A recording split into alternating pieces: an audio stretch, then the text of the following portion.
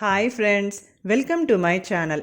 ఇప్పుడు నేను చదివి వినిపించబోయే చందమామ కథ పేరు రాజమ్మ పొదుపు. రాజమ్మకు పొదుపు ఎక్కువ. ముఖ్యంగా వండిన పదార్థాలేవి అవతల పారేయటం ఆమెకి ఇష్టముండదు. ఒక రోజున ఆమె పక్కింటి కైలాసం కుటుంబాన్ని భోజనానికి పిలిచింది. కైలాసం తిండి పుష్టి కలవాడు. అందుకని రాజమ్మ వంటకాలన్నీ కాస్త ఎక్కువగా వండింది. అయితే ఆ రోజు కైలాసం ఆరోగ్యం అంత బాగాలేదు. ఆ కారణంగా ఆయన అట్టే తినలేకపోయాడు. పదార్థాలు చాలా మిగిలిపోయాయి. అతిథులు వెళ్ళిపోయాక అవన్నీ ఏం చేసుకుంటాం, చాలా మిగిలిపోయాయి అంటూ రాజమ్మ భర్త సీతయ్య కలవరపడ్డాడు. ఆ సంగతి నేను చూస్తానులే అన్నది రాజమ్మ. భార్య పొదుపు గురించి బాగా తెలిసిన సీతయ్యకు భార్య వాటిని తన చేత తినిపిస్తుందన్న అనుమానం కలిగింది. ఆయన మర్నాడు ముఖం కడుక్కోగానే కడుపు చేత్తో పట్టుకొని మెలికలు తిరిగిపోసాగాడు. ఏం జరిగిందంటూ భార్య దగ్గరికి రాగానే కడుపులో పోట్లు వస్తున్నాయి అన్నాడు. రాజమ్మ వైద్యుడికి కబురు పంపింది. వైద్యుడు వచ్చి సీతయ్యను పరీక్షించి రాత్రి ఏం తిన్నావేమిటి అని అడిగాడు. సీతయ్య చెప్పాడు. ఈ మాత్రం దానికే కడుపులో పోట్లు రాకూడదే. సరే, ఇంటికి వెళ్ళి మందు పంపిస్తాను. ఈ రోజుకు భోజనం మానేసేయ్ అన్నాడు వైద్యుడు. రాజమ్మ వైద్యుడి కోసం పళ్ళెంలో పలహారం తీసుకొని వచ్చింది. దాన్ని చూసి ఆయన కంగారుగా లేచి నిలబడి, చూడమ్మా, ఈరోజు నేను ఉపవాసం, మరేం అనుకోకు అని వెళ్ళిపోయాడు. ఆయన ఉపవాసం, మీకు ఒంట్లో బాగోలేదు, ఈ పదార్థాలన్నీ చెల్లుబడి అయ్యేదెలాగా అన్నది రాజమ్మ దిగులుగా. ఆకలితో ఉన్న వాళ్ళెవరినైనా పిలిచి భోజనం పెట్టు. ఆకలి రుచి ఎరగదంటారు, నీకు పుణ్యం కూడా వస్తుంది అన్నాడు సీతయ్య. రాజమ్మ వీధి అరుగు మీదికి వెళ్ళింది. అలా పోతున్న మునసబు గారి పాలేరు కనపడ్డాడు. ఏరా, అలా నీరసంగా కనబడుతున్నావు, ఇంకా ఏమీ తినలేదా అంటూ రాజమ్మ వాణ్ణి ఆప్యాయంగా పలకరించింది. అవునమ్మా, దేనికో కోపం వచ్చి అయ్యగారు నిన్న రోజంతా నన్ను గదిలో పెట్టి తాళం వేశారు, ఇప్పుడే వదిలారు అన్నాడు పాలేరు. అయ్యో పాపం, మా ఇంట్లో పిండి వంటలతో భోజనం సిద్ధంగా ఉంది, భోంచేసి వెళ్దూగాని పద అంది రాజమ్మ.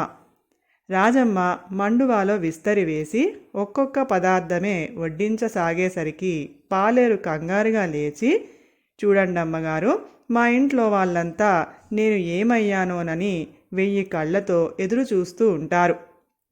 మరెప్పుడైనా ఇంత తిండి పెడుదురుగాని అంటూ వీధిలోకి వెళ్ళిపోయాడు. అదేమిటి వాడు అలా వెళ్ళిపోయాడు అన్నది రాజమ్మ సీతయ్యతో. నువ్వు వడ్డించినవన్నీ నిన్నటివని పసిగట్టాడేమో అన్నాడు సీతయ్య. అయితేనేం, ఆకలి రుచి ఎరగదు గదా అన్నది రాజమ్మ. ఆకలికి రుచి తెలియకపోవచ్చు, కానీ వాసన తెలుస్తుంది, వాడేం ముష్టివాడు కాదు గదా అన్నాడు సీతయ్య. భర్త అలా అనగానే రాజమ్మ వీధి వాకిలి దగ్గరకు వెళ్ళింది. ఒక ముష్టివాడు అటుగా వస్తూ, 4 రోజుల నుంచి తిండి లేదు, పిడికడు మెతుకులు పెట్టించమ్మా అన్నాడు. పిడికడేం కర్మ, కడుపు నిండా తిందుగాని లోపలికి రా అన్నది రాజమ్మ. ఈసారి ఆమె మొత్తం పదార్థాలన్నీ విస్తట్లో పెట్టి తీసుకువచ్చి ముష్టివాడి ముందు పెట్టింది. వాటి వాసన తగలగానే వాడు ఒక్కసారిగా రాజమ్మ కేసి తల తిప్పి బిర్ర బిగుసుకొని పడిపోయాడు. రాజమ్మ కంగారు పడిపోతూ భర్తకు చెప్పింది. సీతయ్య వాడు చచ్చిపోయి ఉంటాడనుకొని పక్క వీధిలో ఉన్న పురోహితుడి ఇంటికి వెళ్ళి జరిగినది సంగతి చెప్పాడు.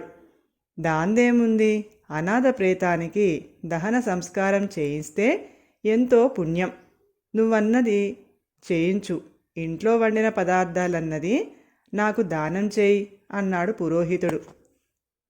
ఆయన సీతయ్య వెంట వచ్చి ముష్టివాడిని చూస్తూ, శవం అప్పుడే వాసన కొడుతున్నదే అన్నాడు. అది శవం వాసన కాదండి, వాడి ముందు వడ్డించిన పదార్థాలన్నింటివి అన్నాడు సీతయ్య.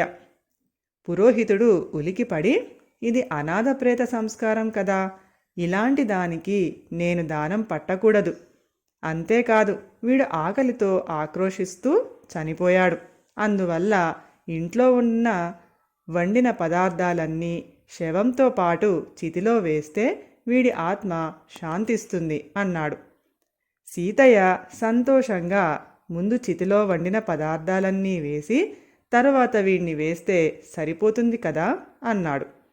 ఆ వెంటనే ముష్టివాడు లేచి కూర్చొని వాటిని ముందే నిప్పుల్లో వేస్తే నన్ను నిప్పుల్లో వేసే పనే లేదు అంటూ వీధిలోకి పరిగెత్తాడు.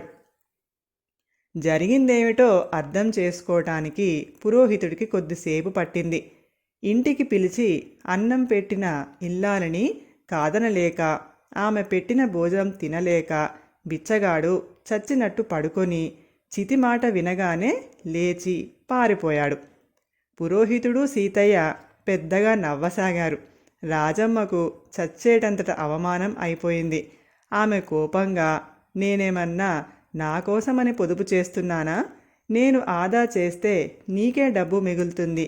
నీకంత వేళాకోళంగా ఉంటే ఇప్పుడే ఆ పని చేస్తాను అంటూ భర్తకేసి కోపంగా చూసి లోపలికి పోయి వంటకాలన్నీ నిప్పుల్లో వేసి వచ్చింది. నా కడుపులో పోట్లు కూడా తగ్గిపోయాయి. ఆకలేస్తుంది, త్వరగా అన్నం వండు అన్నాడు సీతయ్య. అయితే మీ జబ్బు కూడా దొంగ జబ్బేనన్నమాట అని రాజమ్మ విసుక్కుంది. భార్యాభర్తల గొడవ మధ్యలో తనెందుకని పురోహితుడు మెల్లగా అక్కడి నుంచి జారుకున్నాడు. ఆ సమయంలో వైద్యుడు హడావిడిగా ఇంట్లోకి వస్తూనే, సీతయ్య, మందు పంపడానికి ఎవరూ దొరకలేదు, నేనే తెచ్చాను, ఆలస్యానికి ఏమీ అనుకోకు అన్నాడు. ఎందుకు? వారిదంతా దొంగజబ్బు అని రాజమ్మ వైద్యుడికి జరిగిందంతా చెప్పింది. అయితే ఇంకెనేం, ఆ పదార్థాలన్నీ నిప్పుల్లో వేశావు కనుక నేను ఉపవాసం మానేశాను, నాకు విస్తరి వెయ్యి అన్నాడు వైద్యుడు. అందరికీ అందరే అని రాజమ్మ విసుక్కుంటూ వంటగదిలోకి వెళ్ళింది. ఆనాటి నుంచి ఆమె వండిన పదార్థాలు ఏవైనా మిగిలిపోతూ ఉంటే వాటిని అప్పటికప్పుడే ఎవరికైనా ఇవ్వడం అలవాటు చేసుకుంది. కథ సమాప్తం. ఈ కథ కనుక మీకు నచ్చినట్లయితే ప్లీజ్ లైక్ చేయండి, షేర్ చేయండి. మరిన్ని మంచి మంచి కథల కోసం మా ఛానల్ని సబ్స్క్రైబ్ చేసుకోండి. Thank you.